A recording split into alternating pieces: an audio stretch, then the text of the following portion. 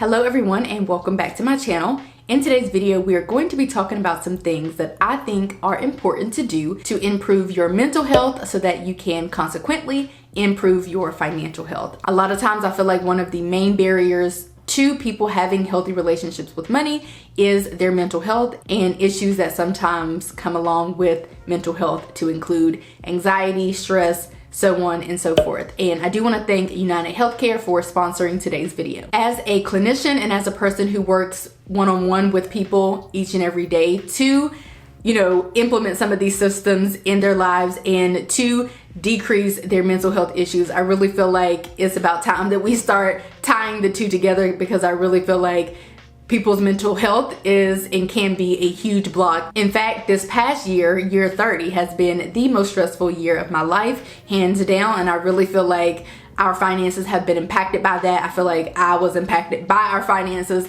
It was just a mess this past year, and so these are some of the things that I've tried myself to get back on track, and things that I have implemented over the course of my life and over the course of the last several years, and things that I just want to share with you guys in the event that they may help you. So without further ado, let's go ahead and hop into today's video. Tip number one is to set boundaries, goals, and priorities. I really feel like setting boundaries with other people is important, and I do feel like there's a spectrum. So I feel like sometimes you might have to set a boundary around going out frequently with your friends to, drink or spend money or whatever the case is. But other times I feel like you have to set boundaries when people are not, treating you the way that you would like for them to treat you. So I feel like there are just so many boundaries that we all have to set with all different sorts of people and all different types of people who are in our lives. And I think it is of the utmost importance, because once you can set that boundary, which is sometimes very difficult to do. I mean, it took me years and years and years to set different boundaries with specific people. But once you start setting that boundary, which in turn will help you to start, putting your goals and your priorities first, I just feel like it'll open up so many other doors. I just kind of hit on,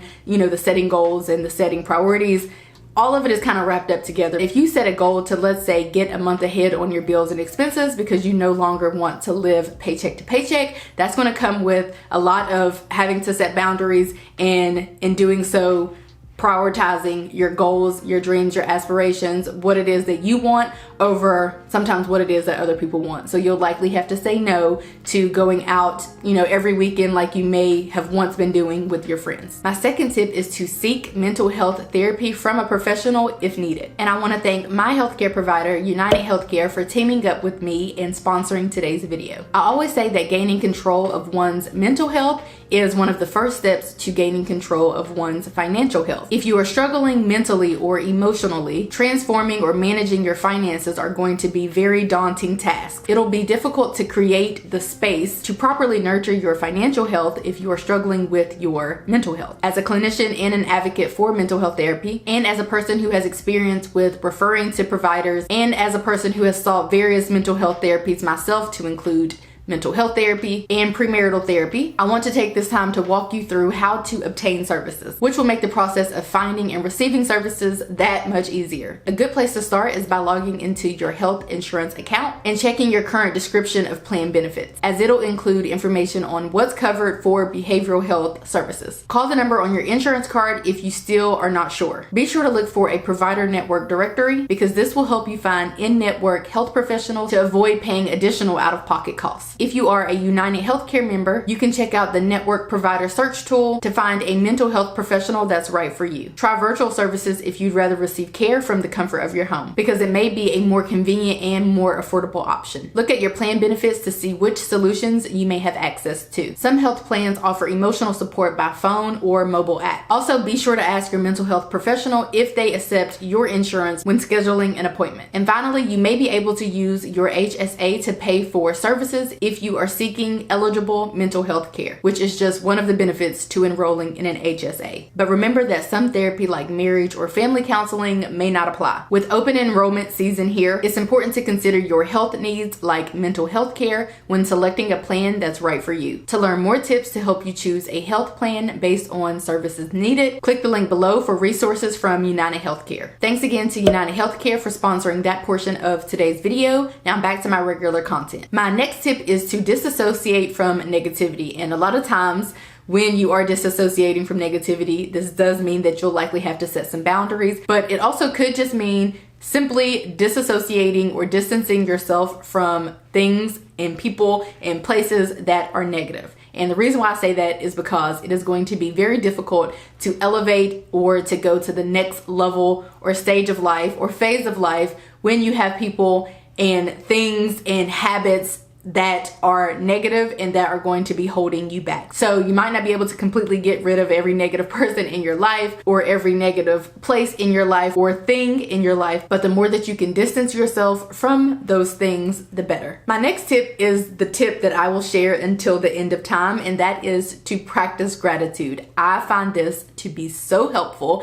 Instead of looking at the glass half empty, start looking at the glass half full. Begin trying to look at how far you've come rather than how far you have to go. I feel like a lot of people tend to let that negatively impact their mental health. And sometimes whenever you're not practicing gratitude, and let's say you're focused on someone else and their situation and the success that they're having, then sometimes that can negatively impact what you have going on or where you are or where it is that you're trying to go. But if you can ground yourself and use some grounding techniques to keep you in the present and to keep you focused, then I feel like trying to embark on such a journey to improving your mental health and financial health is going to be so much easier because you're not hyper focused on what everyone else has going on, but rather what's going on in your bubble and in your home. My next tip is to eat healthy and exercise, improve your physical health. I've never heard anyone come back from doing, yoga or Pilates or a walk or a run and they said that it did not help their mental health at all or it made them feel bad. Of course they might be sore, but 9 times out of 10, moving our bodies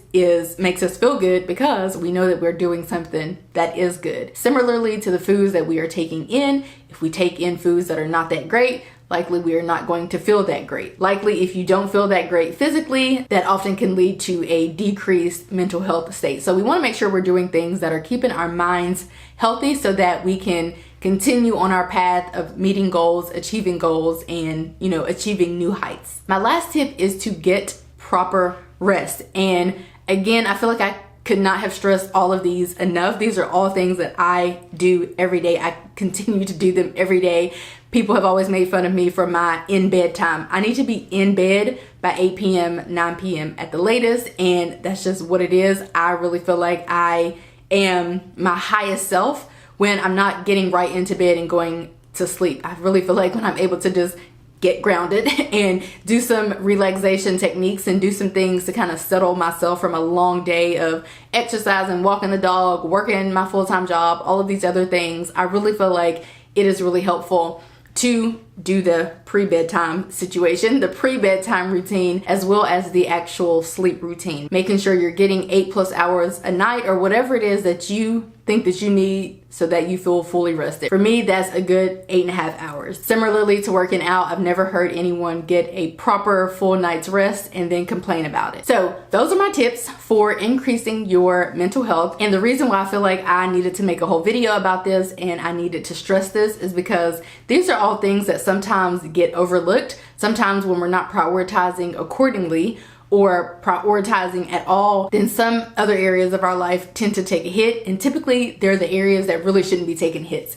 We should be exercising. We should be eating healthy foods. We should be sleeping 8 hours a night. We should be drinking our water, whatever. We should be actively working to ensure that we're doing things to improve our mental health or keep us here instead of letting us drop here. Because again, stress, anxiety, fear, overwhelm, all of those can creep up pretty quickly, and honestly they can stay for extended periods of time if we are not prioritizing and doing the things that are best for us and our bodies. So that is it for this video. Those are the tips that I am sharing today. I feel like I have a million more tips that I can certainly share in future videos. Let me know that you guys enjoyed this video by giving it a thumbs up. Be sure to subscribe. I hope that you guys enjoyed this, and I will see you in my next one. Bye guys.